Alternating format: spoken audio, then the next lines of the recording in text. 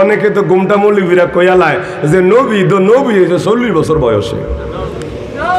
এত আস্তে কইলেন?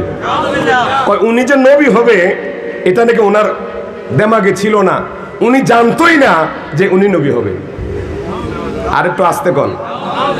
আপনারা ইউটিউব খুলে দেখবেন যারা গোমটা মৌলবী আছে তাদের মধ্যে একটা নামই বললাম, আহমদুল্লাহ নামক এক শয়তান আছে। এই শয়তান বলল যে নবীজি 40 বছর পরে নবুয়তি পাইছে, এর আগে নবী হবে সে নিজেও জানে না। অথচ সহি মুসলিম, সহি তিরমিজি শরীফের, জামে তিরমিজি শরীফের 3609 নম্বর হাদিস। তারা যাদেরকে মানে আলবানি, নাসিরুদ্দিন আলবানির একটা কিতাব আছে সিলসিলা আস-সাহিহা। ওই কিতাবের 1648 নম্বর হাদিসের মধ্যে এই হাদিসটা এনেছে। হযরত আবু হুরায়রা রাদিয়াল্লাহু তাআলা আনহু জিজ্ঞাসা করলেন, ইয়া রাসূলুল্লাহ মাতা ওয়াজাবাত লাকান নবুওয়া, ওগো নবী আপনি কখন থেকে নবী হয়েছেন? আমার নবী বলেন, কুনতু নাবিয়্যা ওয়া আদামু বাইনা রূহি ওয়াল জাসাদ।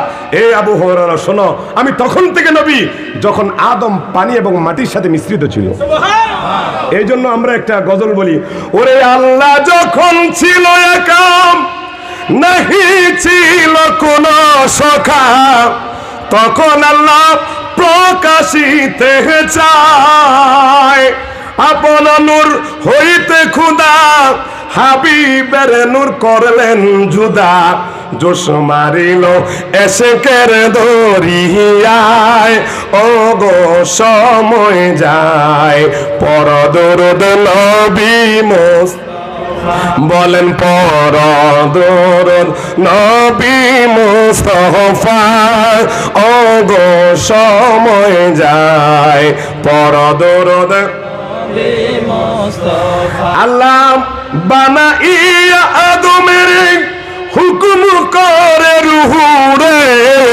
যাও রে রুহু আদমের অন্তরায়। ঠিক কিনা বলেন?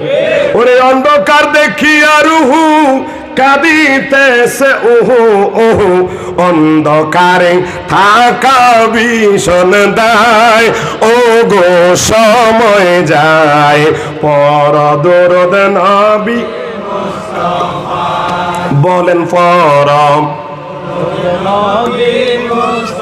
ফারুক সময় যায়। এ হাজিরিন, আমার আল্লাহ আদম আলাইহিস সালাম থেকে ঈসা রূহুল্লাহকে সৃষ্টি করেছেন। আমার আল্লাহ কালে কালে যুগে যুগে তাওহীদ এবং রিসালাত শিক্ষা দিলেন। আমার নবীকে আমার আল্লাহ তাওহীদের সাথে রিসালাত দিলেন। জোরে কোন সুবহানাল্লাহ। এখন রাসূলকে আমার আল্লাহ সবার আগে বানাইয়া কুনতু আউয়ালুন নাবিয়্যিন ওয়া আখিরুহুম বিল বাস। জোরে কোন সুবহানাল্লাহ। আমার নবী বলেন, উম্মত আমাকে আল্লাহ সর্বপ্রথম বানাইছেন। কুনতু আউয়ালুন নাবিয়্যিনা ফিল খালক, সমস্ত সৃষ্টির আগে আল্লাহ আমাকে বানালেন। আর আমার আল্লাহ আমাকে সবার শেষে বানালেন। তার কারণ হলো আমার আল্লাহ আমাকে পাঠাইয়া নবুয়তির দরওয়াজা চিরতরে বন্ধ করে দিবেন। এই জন্য আমার নবী বলেন, আল আনা খাতামান নাবিয়্যিন লা নাবিয়্যা বাদি, আমি শেষ নবী, আমার পরে আর কোন নবী আসবে না। জোরে কোন সুবহানাল্লাহ। রাহমাতাল লিল আলামিন নবী লাখো সালাম, রাহমাতাল লিল আলামিন নবী লাখো ও হায় কাউসার সরদার আপনি নূরে আলম, ও হায় কাউসার সরদার আপনি নূরে আলম, রহমাতাল লিল আলামিন নবী লাখো সালাম, রহমাতাল লিল আলামিন নবী লাখো। যেদিন হলো দয়াল নবীর নূরের আগমন, মাবুদে যাই আশিকে হইয়া জানাইলেন সালাম। ঠিক কিনা বলেন? আরো জোরে বলেন ঠিক কিনা?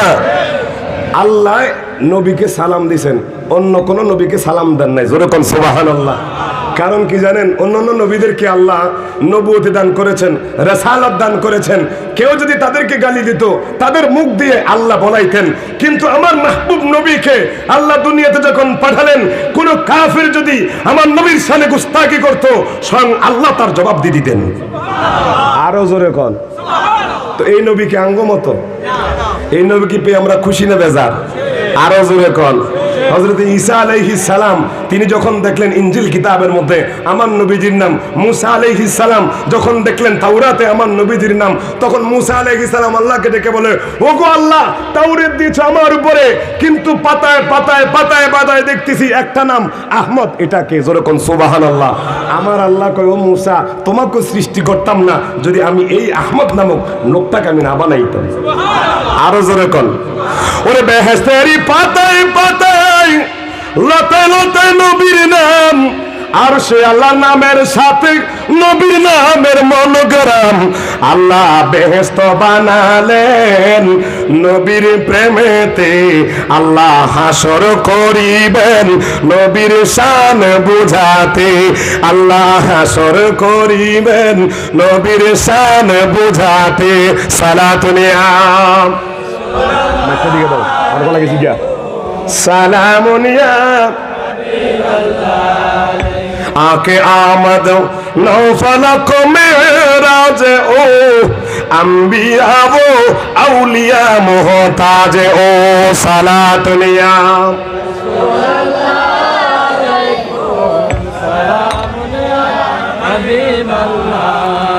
আপনাদের খারাপ লাগতেছে? আলোচনা চলবে তো, ঢুকে গেলাম আলোচনায়, গভীরতা মনোযোগ দেন। এখন আপনারা আদম আলাইহিস সালাম থেকে ঈসা রুহুল্লাহ পর্যন্ত যত নবীদের তাজকিরা পড়বেন, কোন নবীর জন্য কোন উম্মত এত পাগল হয় নাই।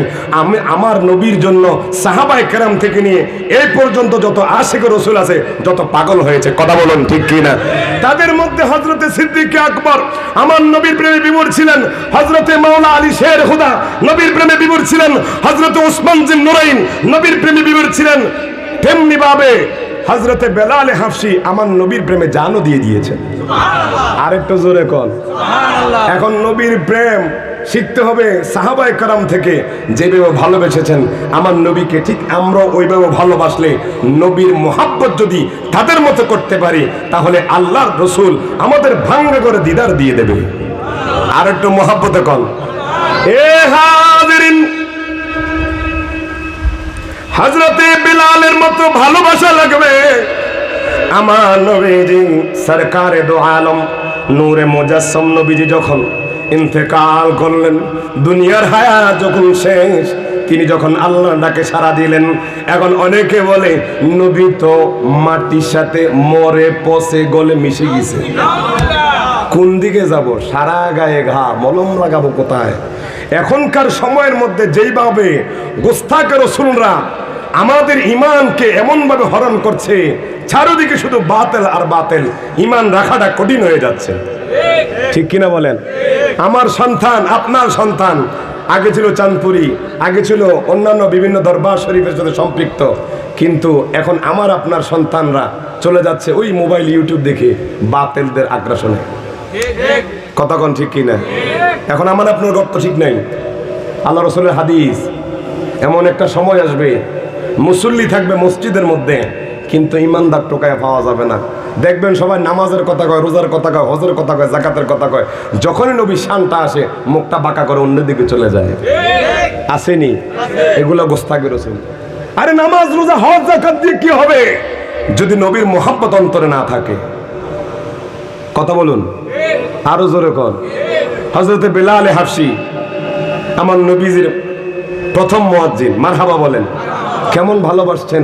আরে নবীকে যারা ভালোবাসবে স্বয়ং আল্লাহ তাদেরকে ভালোবাসবেন। তার প্রমাণ নিয়ে যান। বেলাল হাফসি কালো সাহাবী, কালো বেলাল। উমাইয়া একটা কাফেরের ঘরের মধ্যে ছিল, নির্মম নির্যাতনের শিকার হয়েছে।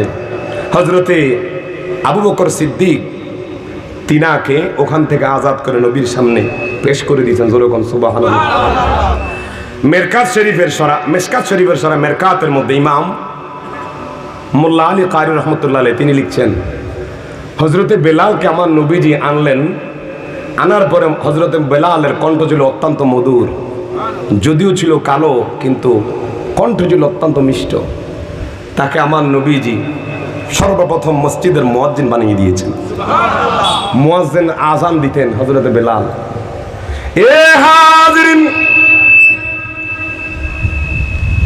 মেশকাত শরীফের সরা মেরকাতের মধ্যে মোল্লা আলী কারি বলেন, হযরতে বেলাল রাদিয়াল্লাহু তাআলা আনহু আযান দিতেন। আযানের মধ্যে আশহাদু শব্দ আছে না নাই? জোরে কয় না? এই আশহাদু শব্দ লিখতে শিন লাগে, আলিফ শিন। কিন্তু হযরতে বেলাল আশহাদু শব্দ বলতে পারতো না, সিরে আশহাদু বলতো। কি বলতো? সিন শিন দুই হরফ। এখন হযরতে বেলাল আশহাদু বলতে পারতো না। মোল্লা আলী কারি রহমতুল্লাহ আলাইহি কেন জানেন? হযরতে বেলালকে এত নির্যাতন করা হয়েছে, তার জিহ্বাটাকে ফুঁড়ে ফেলা হয়েছিল। জোরে কোন নাউজুবিল্লাহ। এ হাজিরিন, হযরতে বেলাল মসজিদের মধ্যে দাঁড়িয়ে আযান দেয়, আশহাদু বলতে পারে না। মক্কার কাফেররা তারা বিভিন্ন জায়গার মধ্যে, রাস্তাঘাটে, বাজারে, নগরের মধ্যে মুসলমানদেরকে টিটকারি করা আরম্ভ করলো, গালাগালি আরম্ভ করলো। তৎসময়ের মধ্যে মুসলমানের সংখ্যা ছিল কম। হযরতে বেলাল আযান দেয়, আযানের মধ্যে ভুল হয়। আপনারা বলেন তো, আরব দেশের হযরতে বেলাল বলে, ইয়া রাসূলুল্লাহ, এমনি ভাবে কয়েকদিন যাওয়ার পরে আপনাকে দেখে আমি মুসলমান হয়েছি। যেরকম সুবহানাল্লাহ। ইয়া রাসূলুল্লাহ, নবী গো, আমি মুসলমান হইলাম, কিন্তু আমি মুসলমানটা প্রকাশ করতেছিলাম না। কারণ আমি জানি আমার যিনি মনিব, আমি যার গোলাম, সে হলো একজন কাট্টা কাফের, এবং সে আমার নির্যাতন করবে। আমি জানি তার মতো পাষণ্ড আর কোনো কেউ নেই। ইয়া রাসূলুল্লাহ, নবী গো, সত্য কখনো গোপন থাকে না, ঠিক কিনা বলেন? সত্য কখনো গোপন থাকে না। ইয়া রাসূলুল্লাহ, ক্রমাগতভাবে আমি রাতের আধারে যখন আপনার দরবারে আসি, একদিন, 2 দিন, 3 দিন আমাকে পাহারা দিয়ে উমাইয়া একদিন রাতে আমাকে ধরে ফেলেছে। বলতেছে, কোথায় যাও? কয়, আমি নবীজির দরবারে যাই। কয়, কেন যাও? তার আগে উমাইয়া জানে হযরতে বেলাল ইসলাম ধর্ম গ্রহণ করেছে। হযরতে বেলাল মিথ্যা বলতে পারে নাই, মিথ্যা না বলে সত্যটাকে ওপেন করে দিয়েছে, সত্যটা প্রকাশ করেছে। উমাইয়াকে বলতেছে, এই উমাইয়া, আমি এক আল্লাহকে মানি, আর বর্তমানে যিনি এসেছেন মুহাম্মদুর রাসূলুল্লাহ সাল্লাল্লাহু আলাইহি ওয়াসাল্লাম, তিনি আখিরি পয়গম্বর, তিনি আমার আল্লাহর নবী, শেষ নবী।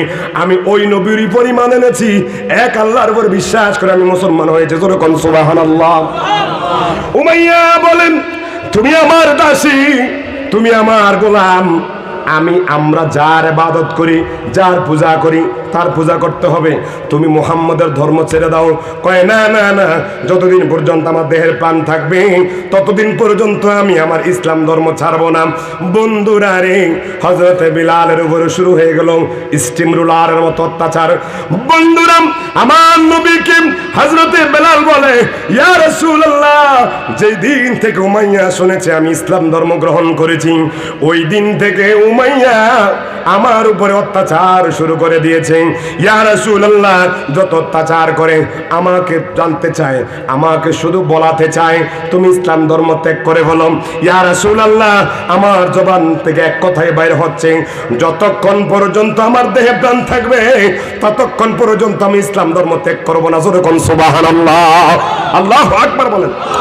দেখেন কেমন প্রেম তাদের। হযরতে বেলাল বলতেছে, ইয়া রাসূলুল্লাহ, দিন দিন আমার উপরে যখন অত্যাচারের স্টিম রোলালটা বাড়িয়ে দিল, ঘটনাক্রমে একদিন আমাকে এমনভাবে আঘাত করলো, মারতে মারতে মারতে মারতে সারা রাত আমাকে মারতে মারতে মারতে মারতে সকালবেলা আমার হাতে বেঁধেছে, পায়ে বেঁধেছে, বেঁধে একটা পাগলা ঘোড়ার পিছনে বেঁধে দিয়ে আমাকে ছেড়ে দিয়েছে। ইয়া রাসূলুল্লাহ, মক্কার অলিতে গলিতে ওই পাগলা ঘোড়া আমাকে এমনভাবে টেনে হেসড়েছে, ইয়া রাসূলুল্লাহ, আমার পুরো শরীরের চামড়াগুলো ঘষে ঘষে আমার গোস্তগুলো পড়েছে। যেরকম আল্লাহু আকবার, কেমন মোহব্বত করেছে দেখেন। এখন হযরতে বেলাল যখন এই অবস্থা আলোচনা করতেছে, আমার নবীজির চোখ মুবারক দিয়ে অঝরে চোখের পানি পড়তেছে। এ হাজিরিন, এ নবী প্রেমিক গলি প্রেমিক ভাইরা রে, কেমন মোহাব্বত সাহাবায়ে কেরাম করেছে। কয়, ইয়া রাসূলুল্লাহ, নবী গো, আপনি শুনেন আরো দুঃখের কথা। তারা এত অত্যাচার করে ক্ষান্ত হয় নাই, সারা রাত আমাকে পাথরের আঘাত করত, সারা রাত আমাকে বেদম মারপিট করত, সকালবেলা আমাকে ঘর থেকে বের করে দিত, আর মক্কার ছোট ছোট বাচ্চাদেরকে দিয়ে আমার উপরে পাথর নিক্ষেপ করতো, আর পাগল মজদুন বলে তারা আমাকে আমার পিছনে লেলিয়ে দিত। ইয়া রাসূলুল্লাহ, নবী গো, ও মার নবীজি, আমার মুখ থেকে শুধু আপনার কথাটা আর ইসলাম ধর্ম ত্যাগ করার কথাটা যারা বলতো, ইয়া রাসূলুল্লাহ, আমাকে এমন ভাবে মারতো, আমি বেহুশ হয়ে যাইতাম, কয়েক ঘন্টা বেহুশ থাকতাম, আবার আমি হুঁশ হইতাম, হুঁশ হইতে দেখতাম তারা আমার উপরে এত অত্যাচার করছে গো নবী, আমি সহ্য করতে পারি না। ইয়া রাসূলুল্লাহ, নবী গো, ঘটনাক্রমে একদিন তারা উত্তপ্ত বালুর মধ্যে আমাকে নিয়ে শোয়াইলো। আল্লাহু আকবার বলেন। এ হাজিরিন, গভীর মনোযোগ।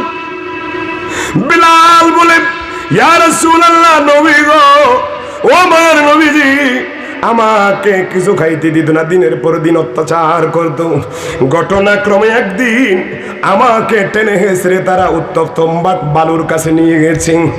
বালু এমন প্রখর রোদে লাল লাল হয়ে গিয়েছে গো নবীজি। আমাকে শোয়াইলো, আমাকে শোয়ানোর পরে আমার বুকের মধ্যে একটা বড় একটা পাথর দিল গো নবী। ইয়া রাসূলুল্লাহ, নবী গো, ও মায়ের নবী, আমাকে যখন আমাকে পাথরটা দিয়েছি, মনে হয় যেন আমার জীবনটা বের হয়ে যাবে। ওই দিক দিয়ে নিচের দিক দিয়ে উত্তপ্ত বালুতে রাখার সাথে সাথে আমার পিছন দিয়ে পিঠের মধ্যে যত গোস্তগুলো ছিল, ওই গোস্তগুলো গলে গলে গলে গলে পাথরের মধ্যে পড়তেছে। ইয়া রাসূলুল্লাহ, নবী গো, এই মুহূর্তে আমি বেহুশ হয়ে গেলাম। আমি আর অত্যাচার সহ্য করতে পারলাম না। অত্যাচার সহ্য না করে আমরা করতে পেরে আমি বেহুশ হয়ে গেলাম গো নবীজি। ইয়া রাসূলুল্লাহ, নবী গো, আমাকে এক ফোঁটা পানিও দেওয়া হলো না। ইয়া রাসূলুল্লাহ, আমি যখন চোখটা বন্ধ করলাম, আমার জবান দিয়ে শুধু আহাদ আহাদ বের হচ্ছে। ওই উমাইয়া পাষণ্ড আমার ওই মুখ দিয়ে, মুখের মধ্যে যখন আহাদ আহাদ শব্দটা পেল, ইয়া রাসূলুল্লাহ, নবী গো, ওই পাষণ্ড আমার গলার মধ্যে তার পা দিয়ে জোরে একটা চাপ দিয়েছে। চাপটা দিতে দেরি আমার মুখ দিয়ে জিহ্বাটা লম্বা হয়ে বের হয়ে গেছে। ইয়া রাসূলুল্লাহ, নবীজি, জিহ্বাটা যখন বের হইল, ওই পাষণ্ড উমাইয়া তার একটা হাত দিয়ে আমার জিহ্বাটাকে লম্বা করলো। লম্বা করার পর তার হাতের মধ্যে একটা লোহা ছিল, গরম লোহা। ওই লোহাটা ছিল সামনের দিকে চিকন, এবং ওই লোহাটাকে গরমের মধ্যে উত্তপ্ত গরম কইরা আমার ওই জিহ্বার মধ্যে ছিদ্র করতেছে গো নবী। ইয়া রাসূলুল্লাহ, নবী গো, যখনই ছিদ্র করি মনে হয় যেন আমার পরাণ পাখিটা বের হয়ে যাবে। ইয়া রাসূলুল্লাহ, তাদের জবান থেকে একটা কথাই শোনা যাচ্ছে, তুমি হয়তো বাঁচতে যদি চাও নবীর মহব্বত ছেড়ে দাও, বাঁচতে যদি চাও ইসলাম ধর্ম ত্যাগ করো। ইয়া রাসূলুল্লাহ, আমার পুরো শরীর কত বিক্ষত হয়ে গিয়েছে, শুধু কানের মধ্যে আমি তাদের আওয়াজ শুনতেছি। আর এইভাবে যারা যখন তারা আমার জিহ্বাটাকে বাইর কইরা এইভাবে ছিদ্র করতে লাগলো, আমার পরাণ পাখি যেন বের হয়ে যায়। তারপর আমার জবানের মধ্যে আহাদ আহাদ শব্দটা আছে। বন্ধুরা রে, আমার নবীজি বলে, বেলাল, এত কষ্ট তুমি সহ্য করেছো? কয়, হ্যাঁ ইয়া রাসূলুল্লাহ, দেখেন না। এই কথা বলে বেলাল যখন আমার নবীকে জিহ্বাটা দেখাইলেন, আমার নবীজি হযরতে বেলালকে জড়িয়ে ধরে আমার নবীজি বুকে নিয়ে গেলেন। নিয়ে গিয়ে বলে, বেলাল রে, কেউ তো এত কষ্ট করে না, ইসলামের জন্য আমি নবীর জন্য এত কষ্ট করলাম।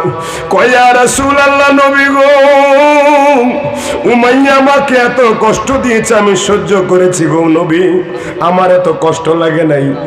আজকে যখন শুনলাম মসজিদে নববীর মধ্যে আজান দেওয়া হবে না, ইয়া রাসূলুল্লাহ, নবী গো, ও মায়ার নবী, আমি তো মসজিদে নববীতে এমনি এমনি আজান দেই না, আমি তো বাইতুল্লাহতে এমনি এমনি আজান দেই না।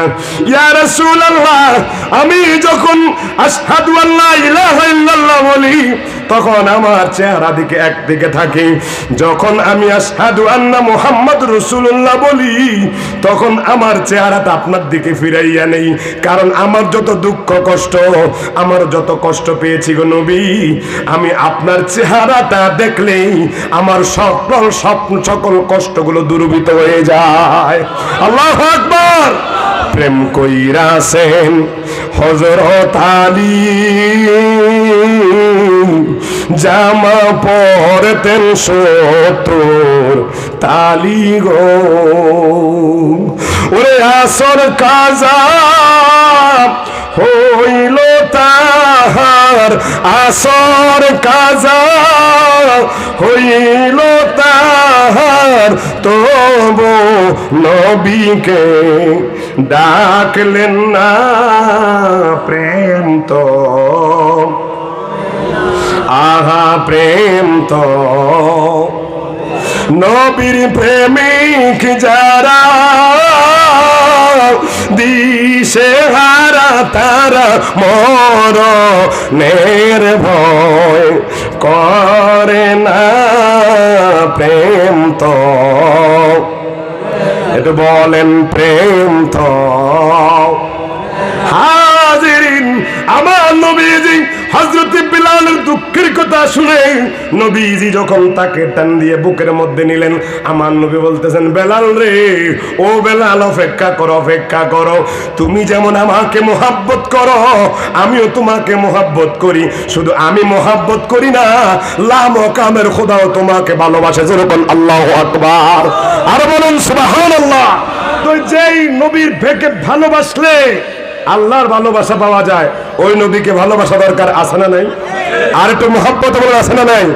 এখন ঘটনাক্রমে হযরতে বেলাল আজান দিচ্ছেন না, গভীর মনোযোগ দিয়ে দেন, এইদিকে মনোযোগ দেন। হযরতে বেলাল আজান দিচ্ছেন না, 3 দিন চলে গেল। কয়দিন? আরো জোরে কর। 3 দিন বাইতুল্লাহতে আজান হচ্ছে।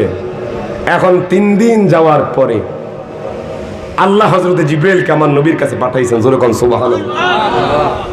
নবীজিকে হযরতে জিবরাইল আমিন বলতেছেন, ইয়া রাসূলুল্লাহ, বাইতুল্লাহতে আজকে 3 দিন কেন আজান হয় না? আমার নবী বলেন, আজান তো হয়, আকামত হয়, আমি নবীর ইমামতির মাধ্যমে নামাজও আদায় হয়। জোরে কোন সুবহানাল্লাহ। আর একটু মহব্বতে বলুন সুবহানাল্লাহ। সালাতুন ইয়া রাসূল আলাইকুম, সালামুন ইয়া হাবিবাল্লাহ আলাইকুম। সকলে বলুন আলহামদুলিল্লাহ। যেহেতু বক্তা চলে আসছেন, আর আমি আর দীর্ঘ আলোচনা করলাম না। হুজুর আসছেন? কই আছে? এসে গেছে? যেই গরম পড়তেছে, বেতাল অবস্থা, গলার অবস্থাও ভালো না, ঠিক না? আর এই গরম আসবে না কেন? গরম না আসার কারণ কি জানেন? এই যে বৃষ্টি না হওয়ার কারণ কি জানেন? আমাদের হাতের কামাই। এই বাংলাদেশের মধ্যে যেভাবে অন্যায় হচ্ছে, এক এক সময় এক এক অন্যায়ের আবির্ভাব, ঠিক কিনা বলেন? আরো জোরে কোন। বাবা ছেলের কাছে নিরাপদ নয়। আজকে দেখলাম ফেসবুকের মধ্যে জমির ক্রন্দন হলে বাবাকে ফিটাইছে ছেলে, মেরে ফেলছে ডাইরেক্ট। নাউজুবিল্লাহ কইতেন না? আবার দেখলাম এক সন্তান বাবাকে 7 টুকরা করে এক এক টুকরা এক এক জায়গায় ফেলাইছে। আপনারা দেখেন নাই? আজকের নিউজ শুনেন, আমাদের কুমিল্লা দক্ষিণ কিনা সদরে মাত্র 3 বছরের একটা বাচ্চা, কয় বছর? 3 বছরের একটা বাচ্চা, ক্লাস 3-তে পড়ে, তাকে দর্শন করে হত্যা করেছে। তো আল্লাহ আমাদের উপরে কি এমনি এমনি গজব দিতেছেন? কোরআনুল কারীমে সূরা নূরের আয়াত, জাহারাল ফাসাদ ফিল বাররি ওয়াল বাহরি বিমা কাসাবাত আইদিন নাস। জল এবং স্থলে যত বিপর্যয় দেখো, আমার আপনার হাতের কামাই। এত ইস্তেসকার নামাজ হচ্ছে, কেন আল্লাহ আমাদেরকে বৃষ্টি দিচ্ছে না? আপনি দেখেন কত যে অন্যায় অত্যাচার হচ্ছে। শুধু রহমাতুল্লিল আলামিনের সদকায় আল্লাহ আমাদেরকে গজব দিচ্ছেন না, নইলে আল্লাহ উল্টেই দিত। আপনি দেখেন ঢাকা শহরের মধ্যে অসহায় মানুষদেরকে নিয়ে আজকে পত্রিকায় ফেললাম কিডনি বলে বিক্রি করে ফেলতেছে, পাইছেন না আপনারা? মল্লিন সমাদদার নাকি এক লোক, সে মানুষকে টোকায় টোকায় নিয়ে অসহায় মানুষদেরকে নিয়ে চিকিৎসা করে, চিকিৎসা করার পরে সে নাকি তার ব্যবসায়ীরা হার্ট কিনা কয় কিডনি বিভিন্ন মানুষের অঙ্গ প্রত্যঙ্গ বিক্রি করে ফেলে। নাউজুবিল্লাহ কইতেন না? তো এরকম গজব আমাদেরকে আল্লাহ দিত না, কোনটা দিব? এত দোয়া করতেছেন কেন আল্লাহ আমাদেরকে বৃষ্টি দিতেছে না? বুখারী শরীফের 1029 নম্বর হাদিস, আমার নবীজিকে একজন বেদুইন যে বলতেছে, ইয়া রাসূলুল্লাহ হালাকাল মাল, আমাদের সব কিছু ধ্বংস হয়ে যাচ্ছে, ইয়া রাসূলুল্লাহ একটা বৃষ্টির জন্য দোয়া করেন না। আমার নবীজি বলেন, পৃথিবীর মধ্যে আল্লাহ অনাবৃষ্টি দেবে তখন যখন মানুষের পাপ বেশি হয়ে যাবে। আপনারা দেখেন তো আমাদের পাপ কম না বেশি? জোরে কন সালাতুন ইয়া রাসূলুল্লাহ।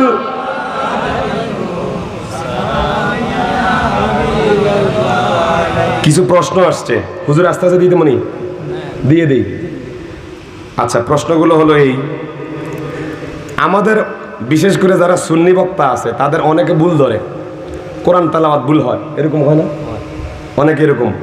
আমাদের এই জালালিয়া দরবার শরীফের দিকে না, লাকসামে তো আমজাদ হোসেন জালালি নামে একজন বক্তা আছে, আছে না? ভালো কণ্ঠের অধিকারী। তো ইনি কিছুদিন আগে সূরা ইখলাসের আয়াত পড়েছেন, কিন্তু অর্থটা একটু আগে পর হয়ে গেছে।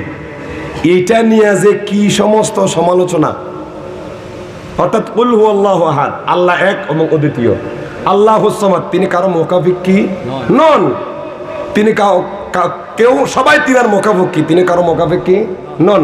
লাম ইয়ালিদ ওয়া লাম ইউলাদ, তিনি কাউকে জন্ম দেন নাই এবং কারো থেকে জন্ম নেন নাই। এখন তিনি কুল হুয়াল্লাহু আহাদ আল্লাহুস সামাদ এই আয়াতটা বলতে গিয়ে ওই তিনি লাম ইয়ালিদ ওয়া লাম ইউলাদের আয়াতটার কি বলে বলছেন? অর্থ বলে বলছেন। এটা নিয়েও কয় সুন্নিরা কোরআন তেলাওয়াত করতে পারে না, সুন্নিদের কোরআন তেলাওয়াত ভুল হয়। মানুষের স্লিপ অফ টাং তো হবেই, কথা বলেন ঠিক কিনা?